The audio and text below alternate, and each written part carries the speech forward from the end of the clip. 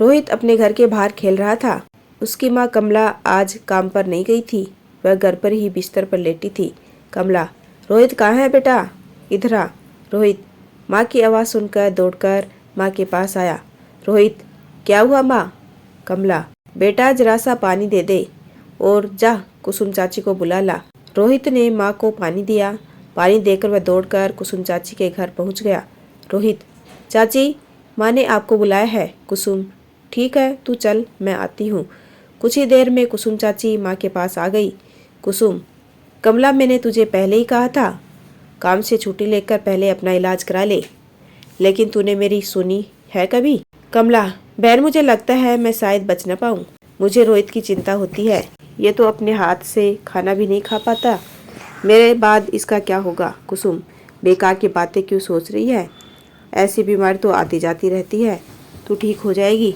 कल अस्पताल गई थी तो डॉक्टर ने क्या कहा?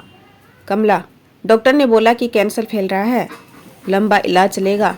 लेकिन मैं जानती हूँ डॉक्टर झूठ बोल रहा है। मेरा शरीर मेरा साथ छोड़ रहा है। छोटा सा रोहित घर के बाहर खड़ा होकर अपनी माँ और कुसुम चाची की बातें सुन रहा था। उसे लगा जैसे उसका और माँ का साथ छूट जाएगा। कुसुम चाची माँ को सांत्वना दे रही थी। कमला, बहन, मेरे बाद मेरे रोहित का ध्यान रखना। जानती हूँ तुझ पर मेरा कोई हक नहीं है, लेकिन इसके पिता के जाने के बाद सभी ने मेरा साथ छोड़ दिया। कुसुम, तू इसकी चिंता मत कर। तूने कहा था बड़े कैंसर के अस्पताल में इसका इलाज है। कमला, हाँ है तो सही, लेकिन वहाँ इलाज कराने में बहुत पैसा लगेगा। मैं कहाँ से लाऊंगी इतना पैसा? कुसुम, भगवान पर भरोसा रख, सब ठीक हो जाएगा। रोहित छिपकर दोनों की बातें सुन रहा था। उसे बस इतना पता था कि भगवान उसकी माँ को अच्छा कर सकते हैं। शाम को जब कमला सो रही थी तब रोहित ने अपने बस्ते में से कॉपी निकालकर कुछ लिखना शुरू किया। भगवान जी, मेरी माँ को कैंसर है, उसकी बीमारी ठीक कर दो, नहीं तो पैसे भेज दो जिससे बड़े अस्पताल में इलाज हो जाए। पापा की तरह मेरी माँ को अपने पास मत बुला लेना। भूल न जाना, मेरा घर बड़े हनुमान जी के मंदिर के पीछे वाली गली में 3 नंबर का है। आपका रोहित। चिट्ठी लिखकर रोहित ने अपने बस्ते में रख ली। अगले दिन सुबह वह चिट्ठी लेकर गया और पोस्ट बॉक्स में डाल आया। रोहित बहुत खुश था। उसे पता था भगवान जी उसकी माँ को ठीक कर देंगे। कमला, कहाँ चला गया था सुबह सुबह? रोहित, कहीं नहीं माँ, बस घर के बाहर ही खेल रहा था। रोहित की लिखित चिट्ठी डाक के साथ छटनी के लिए पोस्ट ऑफिस पहुंच जाती है। वह चिट्ठी एक डाकिये के हाथ लगती है, जिसे पढ़कर वह पोस्ट मास्टर के पास ले जाता है। पोस्ट मास्टर चिट्ठी को पढ़कर सोचने लगता है, इस बच्चे की मदद करनी चाहिए। वह चिट्ठी को अपनी जेब में रख लेता है। शाम को पोस्ट ऑफिस से छुट्टी करके पोस्ट मास्टर अपनी बाइक से घर जा रहा था।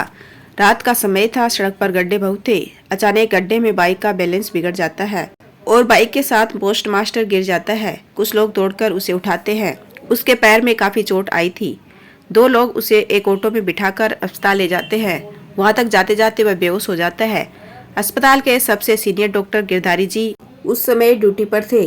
वे पोस्ट मास्टर के पैर पर प्लास्टर लगवाते हैं, उसे इंजेक्शन देते हैं। फिर वो नर्स से कहते हैं, गिरधारी जी, इसे कौन लाया था? नर्स, सर पता नहीं, कुछ लोग इसे यहाँ छोड़ गए, कह रहे थे बाइक से गिर गया है। गिरधारी जी, इसकी तलाशी लो, इसका नाम पता कुछ पता लगे। नर्स तलाशी लेती है। नर्स, सर ये पर्स मिला है, इसमें इसका आईडी कार्ड है। ये किसी पोस्ट ऑफिस में पोस्ट मास्टर है और साथ ही एक चिट्ठी मिली है। गिरधारी जी, ऐसा करो, आईडी कार्ड पर जो पता लिखा है उस पर किसी को भेजकर खबर कर दो। उसके बाद गिरधारी जी वह चिट्ठी पढ़ने लगते हैं। अगले दिन गिरधारी जी पोस्ट मास्टर को देखने आते हैं। तब तक उसके घरवाले भी आ चुके होते हैं।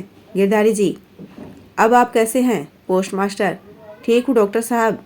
ये प्लास्टर कब उतरेगा? गिरधारी जी, जल्द ही उतर जाएगा। हड्डी में फ्रैक्चर नहीं है, हल्का सा क्रैक है, इस पर वजन मत डालना, 15 दिन में सही हो जाएगा। एक बात बताओ, तुम्हारे जेब में ये एक चिट्ठी मिली है, किसकी है ये? पोस्ट मास्टर, पता नहीं, कल डाक छाड़ते समय एक डाकिये को मिली थी, उसने मुझे दे दी। गिरधारी जी, शाम को अपने दोस्त रोशन के घर पहुंच गए। गिरधारी जी, रोशन, मुझे एक बच्चे की चिट्ठी मिली है, क्या हम इसकी मदद कर सकते हैं? रोशन जी, उसी बड़े कैंसर अस्पताल के मालिक थे। रोशन जी, ये कौन है?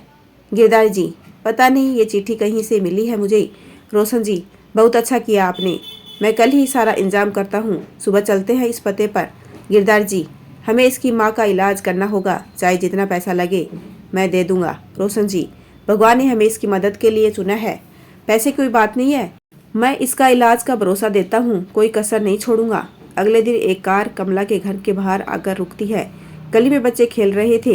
गिरधारी जी, बेटा रोहित का घर कौन सा है? बच्चा इशारे से घर बता देता है। दोनों घर का दरवाजा खटखटाते हैं। रोहित दरवाजा खोलता है। रोहित, आप कौन हो? किससे मिलना है? गिरधारी जी, बेटा आपने यह चिट्ठी लिखी थी, हमें भगवान जी ने भेजा है तुम्हारी माँ का इलाज करने के लिए। रोहित बहुत खुश होता है। रोशन जी और गिरधारी जी कमला को सारी बात बताते हैं। कमला की आंखों से आंसू बहने लगते हैं। वह कुसुम को बुलाकर रोहित को उसके पास छोड़कर उनके साथ अस्पताल के लिए निकल जाती है। कमला का कैंसर अस्पताल में अच्छे से इलाज होता है। 3 महीने बाद उसकी सारी रिपोर्ट नॉर्मल आ जाती है।